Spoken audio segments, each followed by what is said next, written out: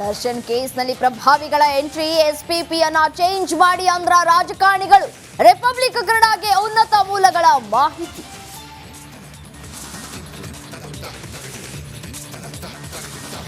ಜೈಲು ಸೇರಿದ ದರ್ಶನ್ಗೆ ಮತ್ತೊಂದು ಸಂಕಷ್ಟ, ನಟನ ಮನೆಗೂ ಸಂಚಕಾರ. ಅಕ್ರಮ ನಿವಾಸ ಕೆಡವುತ್ತಾ ಸರ್ಕಾರ.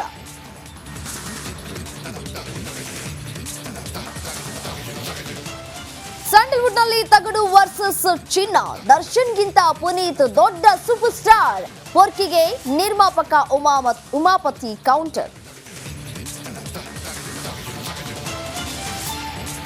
ಬಾಗಲಕೋಟೆಯಲ್ಲಿ ಗರ್ಭಪಾತ ದಂಧೆ ಶಂಕೆ, ನಕಲಿ ವೈದ್ಯೆಯ ಆಸ್ಪತ್ರೆ ಮೇಲೆ ದಾಳಿ, ವಸ್ತುಗಳನ್ನು ಸೀಸ್ ಮಾಡಿದ ಆರೋಗ್ಯಾಧಿಕಾರಿಗಳು.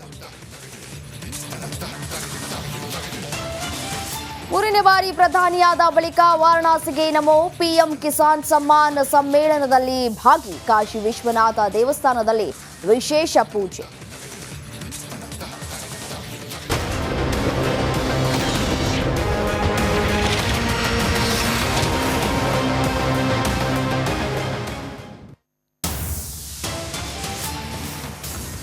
ರೇಣುಕಾಸ್ವಾಮಿ ಕೊಲೆ ಕೇಸ್ಗೆ ಪ್ರಭಾವಿಗಳು ಎಂಟ್ರಿಯನ್ನ ಕೊಡ್ತಾ ಇದ್ದಾರೆ ಅನ್ನುವಂತಹ ಮಾಹಿತಿ ರಿಪಬ್ಲಿಕ್ ಕನ್ನಡಗೆ ಲಭ್ಯವಾಗ್ತಾ ಇದೆ.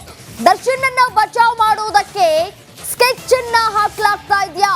ಸದ್ದಿಲ್ಲದ ಕೇಸ್ನಲ್ಲಿ ಹಸ್ತಕ್ಷೇಪವನ್ನ ಮಾಡ್ತಾ ಇರೋದು ಯಾರು ಅನ್ನುವಂತಹ ಪ್ರಶ್ನೆಗಳು ಉದ್ಭವ ಆಗ್ತಾ ಇದೆ. ಎಸ್ಪಿಪಿ ಬದಲಾವಣೆಗೆ ಸರ್ಕಾರದ ಮೇಲೆ ಒತ್ತಡವನ್ನ ಹೇರಲಾಗ್ತಾ ಇದೆಯಂತೆ. ರಿಪಬ್ಲಿಕ್ ಕನ್ನಡಗೆ ಉನ್ನತ ಮೂಲಗಳಿಂದ ಮಾಹಿತಿ ಲಭ್ಯ ಆಗ್ತಾ ಇದೆ. ಹೇಗಾದ್ರೂ ಮಾಡಿ ದರ್ಶನ್ ಅನ್ನ ಬಚಾವ್ ಮಾಡೋದಕ್ಕೆ ಎಸ್ಪಿಪಿಯ ಬದಲಾವಣೆ ಮಾಡೋದು ಅನಿವಾರ್ಯನ ಸರ್ಕಾರಕ್ಕೆ. ನಡಿ ಈಗ ಶುರು ಮಾಡೋಣ.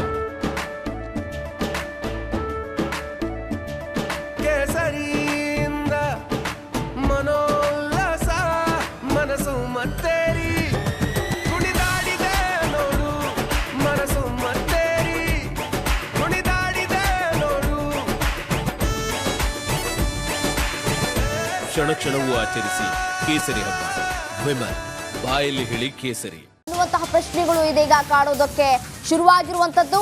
ಆರೋಪಿ ನಟನ ಆಪ್ತ ರಾಜಕಾರಣಿಗಳಿಂದ ಒತ್ತಡಗಳು ಇಲ್ಲಿ ಹೇರಲಾಗ್ತಾ ಇದೆ ಸರ್ಕಾರಕ್ಕೆ.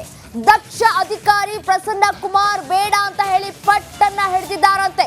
ದರ್ಶನ್ ಅನ್ನ ಪೊಲೀಸ್ ಕಸ್ಟಡಿಯಿಂದ ಬಿಡಿಸೋದಕ್ಕೆ ನಾನಾ ಕಸರತ್ತನ್ನ ಇಲ್ಲಿ ನಡೆಸಲಾಗ್ತಾ ಇದೆ ಅನ್ನುವಂತಹ ಮಾಹಿತಿ ಉನ್ನತ ಮೂಲಗಳಿಂದ ರಿಪಬ್ಲಿಕ್ ಕನ್ನಡಗೆ ಲಭ್ಯವಾಗಿರುವಂತದ್ದು. ಪ್ರಸನ್ನ ಕುಮಾರ್ ಅವರು ಏನಿದ್ದಾರೆ ಎಸ್ಪಿಪಿ, ಅವರು ಬಹಳ ಒಂದು ಕಡೆ ಪ್ರಭಾವಿಶಾಲಿ ಅಂತಾನೆ ಹೇಳ್ಬೋದು. ಅದೇ ರೀತಿಯಾಗಿ